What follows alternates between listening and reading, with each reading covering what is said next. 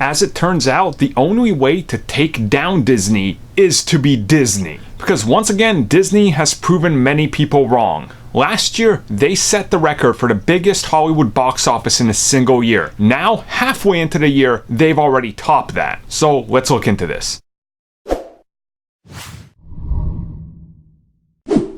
Certainly last year, a lot of people didn't see Avengers Infinity War doing as good as it did. Now going into this year, things were looking rather different. There was a whole giant marketing hype behind Endgame. This was surely going to deliver box office, but it was everything else that a lot of people were questioning. You never know how a live action remake of something is gonna go, as this year was very much evidence of that. Dumbo didn't do so good. Aladdin passed 1 billion. The Lion King, in just a week and a half, managed to get $1 billion. Toy Story, a little bit of an underperformer. Captain Marvel overperformed. So you never know how it's gonna go. And this year already passing the previous record of, I believe, 7.6 billion worldwide. Things are now looking rather good because you have to consider Disney is not done for the year. Not only are these films, or some of them at least, gonna still keep going for a few more weeks, you have to look at what's coming towards the end of the year. Frozen 2, Maleficent 2, and arguably one of the biggest films of all time, Star Wars Episode 9. And this is all going to account into this year, and now there's a real possibility that they're looking at something around ballpark of $10 billion when it's all said and done for a year. Now, this year is going to honestly be an exception, and next year, there's no way they can replicate this. You have to understand that this year, things were just looking so big for them after Infinity War that Endgame coming out,